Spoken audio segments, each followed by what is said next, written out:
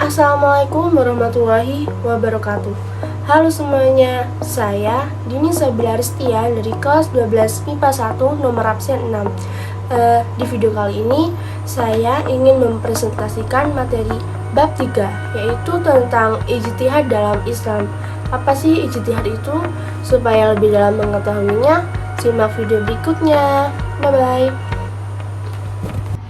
Nah, pertama saya akan menjelaskan pengertian apa sih ijtihad itu. Pengertian ijtihad menurut istilah hukum Islam ialah mencurahkan tenaga atau memeras pikiran untuk menemukan hukum agama atau syara melalui salah satu dalil syara dan tanpa cara-cara tertentu.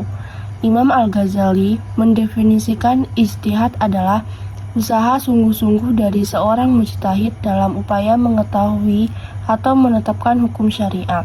Berdasarkan definisi tersebut, maka ijtihad hanya dibenarkan bagi peristiwa atau hal yang tidak ada dalilnya yang qot'i atau tidak ada dalilnya sama sekali. Selanjutnya yaitu hukum ijtihad. Hukum ijtihad dikelompokkan menjadi 3 macam, yaitu yang pertama wajib ain. Wajib ain yaitu bagi seseorang yang ditanya tentang sesuatu masalah dan masalah itu akan hilang sebelum hukumnya diketahui. Yang kedua, wajib kifayah. Wajib kifayah yaitu apabila seseorang ditanya tentang sesuatu dan sesuatu itu tidak hilang sebelum diketahui hukumnya, sedangkan selain dia masih ada mujtahid lain. Apabila seorang mujtahid telah menyelesaikan dan menetapkan hukum sesuatu tersebut, maka kewajiban mujtahid yang lain telah gugur. Namun bila tak seorang pun mujtahid melakukan ijtihadnya, maka dosalah semua mujtahid tersebut. Yang ketiga yaitu sunnah. Sunnah yaitu ijtihad terhadap suatu masalah atau peristiwa yang belum terjadi. Kemudian peranan dan kedudukan hasil ijtihad. Ijtihad merupakan salah satu alat penggali hukum syara untuk dapat mengaplikasikan setiap hukum yang terkandung dalam nas-nas tersebut agar relevan dengan permasalahan hukum yang ada di masyarakat. Kedudukan ijtihad dalam sumber hukum Islam yaitu sebagai penentu hukum setelah Al-Quran dan hadis apabila dalam Al-Quran dan hadis tidak ditemukan secara jelas dan rinci mengenai hukum yang dimaksud. Ijtihad adalah hasil pemikiran para ulama ahli fikih. Syarat-syarat mujtahid. Syarat-syarat tersebut terbagi menjadi 3, yaitu syarat umum, syarat khusus, dan syarat pelengkap. Syarat umum yaitu pertama beriman, kedua mukallaf, dan ketiga memahami masalah. Selanjutnya syarat khusus. Syarat khusus pertama yaitu mengetahui ayat-ayat Al-Quran yang berhubungan dengan masalah yang dianalisis. Yang kedua mengetahui sunnah-sunnah Nabi yang berkaitan dengan masalah yang dianalisis. Yang ketiga mengetahui maksud dan rahasia hukum Islam, itu kemaslahatan hidup manusia di dunia dan di akhirat. Yang keempat mengetahui kaidah-kaidah kuliah, yaitu kaidah-kaidah yang diistinbatkan dari dalil-dalil syara. Yang kelima mengetahui kaidah-kaidah bahasa Arab, yaitu nahwu, syaraf, balaghah, dan sebagainya.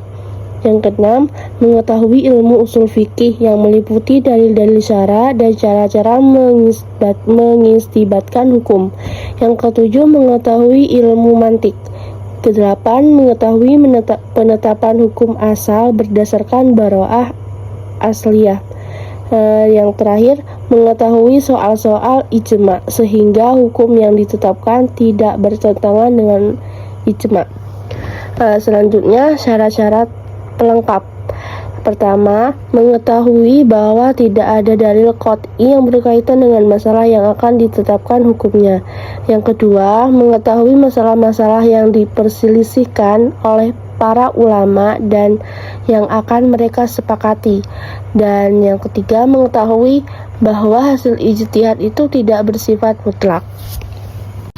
Kemudian tingkatan-tingkatan mujtahid dan penerapan hasil ijtihad. Pertama saya akan menjelaskan tingkatan-tingkatan mujtahid. Tingkatan tersebut dikelompokkan menjadi 4 macam, yaitu pertama, mujtahid mutlak atau mustaqil, yaitu seorang mujtahid yang telah memenuhi persyaratan ijtihad secara sempurna dan ia melakukan ijtihad dalam berbagai hukum syara' dengan tanpa terikat kepada mazhab apapun. Yang kedua, mujtahid muntasib atau ghairu mustaqil, yaitu mujtahid yang memiliki syarat-syarat ijtihad secara sempurna, tetapi dalam melakukan ijtihad, dia menggabungkan diri kepada suatu mazhab dan dengan mengikuti jalan yang ditempuh oleh mazhab itu. Sekalipun demikian, pendapatnya tidak mesti sama dengan pendapat imam mazhab tersebut. Yang ketiga, mujtahid fil mazhabi atau tahrij atau muqayyad, yaitu mujtahid yang dalam melakukan ijtihad ia mengambil metode yang digunakan oleh imam mazhab tertentu dan ia juga mengikuti imam mazhab dalam masalah furu'.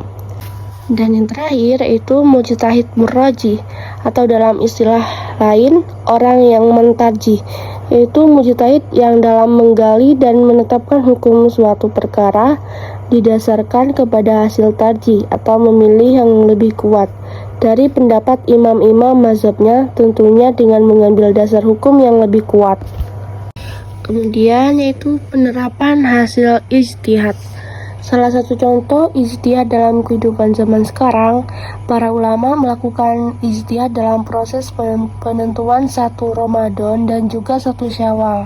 Mereka akan berdiskusi untuk menentukan dan menetapkan 1 Ramadan dan 1 Syawal berdasarkan perhitungan serta hukum Islam yang ada sebelumnya. Selanjutnya saya akan menjelaskan tentang tarjih dan talfiq.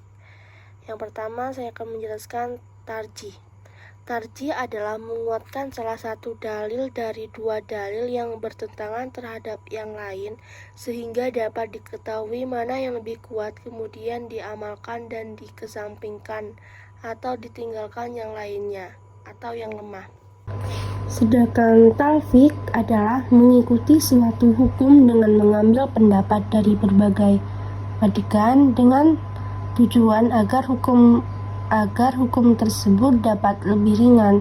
Talfiq dalam rumusan ushul fikih berarti mengambil beberapa hukum dasar beramal dari berbagai meran atau pendapat yang berbeda. Selanjutnya yaitu saya akan menjelaskan ittiba dan taklid.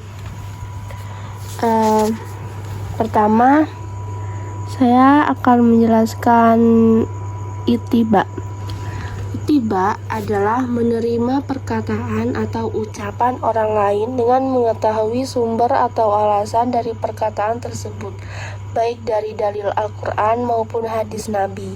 Singkatnya, ittiba ini adalah upaya umat muslim untuk mengikuti atau menuruti semua yang telah diperintahkan, yang dilarang dan dibenarkan oleh Rasulullah SAW. Yang kedua yaitu taklid. Taklid adalah mengikuti seseorang di dalam menetapkan suatu hukum tanpa melewati ijtihad dan tidak memiliki landasan dan dalil. Bagi orang awam, taklid atau mengikuti ulama mujtahid yang telah memahami agama secara mendalam hukumnya yaitu wajib, sebab tidak semua orang mempunyai kemampuan dan kesempatan untuk mempelajari agama secara mendalam. Dan yang terakhir, saya akan menjelaskan tentang fatwa. Fatwa adalah jawaban berdasarkan ijtihad terhadap pertanyaan mengenai hukum suatu peristiwa yang belum jelas hukumnya. Orang yang menyampaikan fatwa disebut mufti dan biasanya merupakan tokoh agama dan ulama. Selanjutnya itu syarat-syarat mufti. Yang pertama, menguasai hukum dalam Al-Quran dan Al-Hadis. Kedua, niatnya semata-mata mencari ridho Allah Subhanahu wa Ta'ala. Yang ketiga, berakhlakul mulia, sabar, mampu menguasai diri, bijaksana dan berwibawa. Yang terakhir, mengetahui ilmu sosial. Sekian dari presentasi saya ucapkan terima kasih. Apabila ada kesalahan dari video ini, saya minta maaf. Semoga video ini bisa bermanfaat bagi kita semua. Wassalamualaikum warahmatullahi wabarakatuh.